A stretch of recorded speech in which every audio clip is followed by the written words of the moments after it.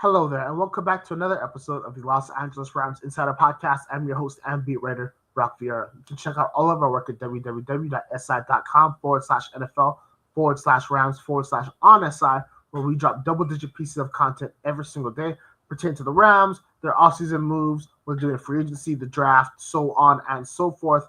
And today I'm going to talk about one move that I am surprised the Rams have not done yet. And I know this is gonna go off well, not well with Rams fans, but I want to give this player his proper respect and my perspective on the beat, and that is of course Troy Reader.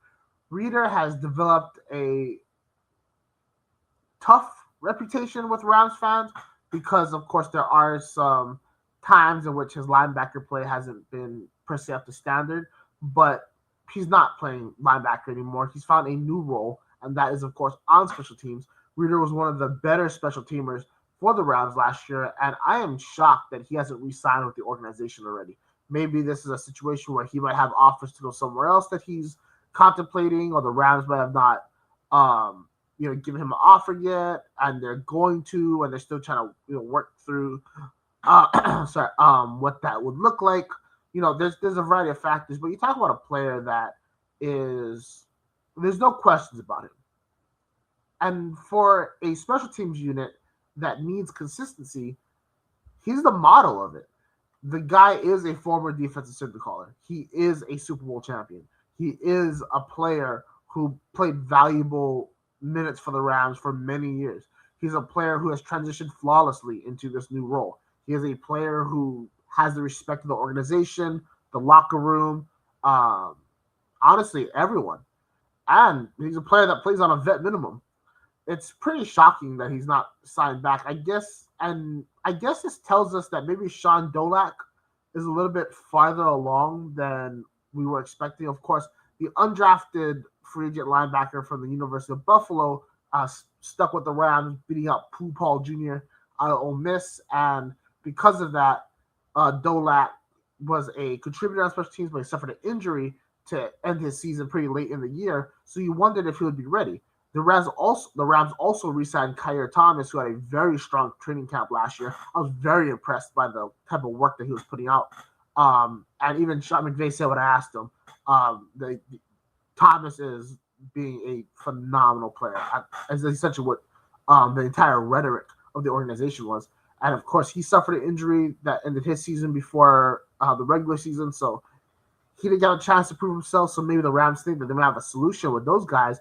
But I mean, when you talk about positional value, Grant Stewart, the linebacker the Rams signed this offseason, plus Reader, that's a lot. And I do wonder, should the Rams invest in somebody a little bit bigger, a little bit more stockier as a personal protector, considering we just watched them almost lose in the playoffs against the Carolina Panthers because of a blocked punt. Like, I'm sorry, Tanner Ingle, Ronnie Rivers, like any those guys are great players, but that size and against defenders who can rush at full speed at their size, you're just asking for it over and over. And for a special teams coordinator like Bubba Ventrone, who needs this job to go well if he wants to have a true future as a special teams coordinator in this league, because the Browns stint did not go to plan. And I don't think that was his fault either. I want to give him his proper respect. I think that was more personnel than anything. But that leads us back to Troy Reader. Why wouldn't you want to give Ventrone a guy like that? Unless Ventrone has a problem with Troy Reader or doesn't envision him as a member of this unit. A lot of questions to ask. But that's the signing. That's the name I want people to keep an eye on. Troy Reader. Not only that, but you do wonder if they're not going to resign Reader. Is this the year the Rams finally make true investments into the off-ball linebacker group? Yes, they already signed Stewart, but he's a special teamer. Omar Speights,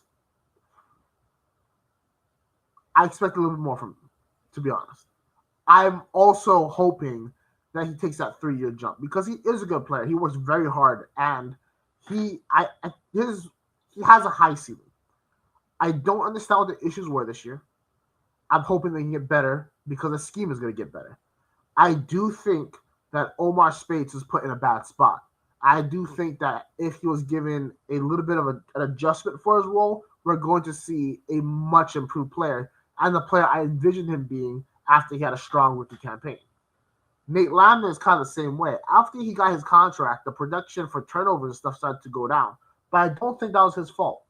I think that was more the Rams' scheme having to adjust for the variety of issues other teams were causing them because they finally figured out what Shula was running. And Shula did not have the personnel to counter in a meaningful way, meaning that he had to just kind of mix and match here and there to just kind of keep things going. Now that the Rams have Trent McDuffie, now that they have Jalen Watson, is this the year they go out and invest into that room to make sure they have a coverage linebacker? Maybe. But perhaps that's the reason why Troy Reeder has not been signed yet. This is Brock Vieira for the Los Angeles Rams Insider Podcast. We'll catch you all next time. Take care.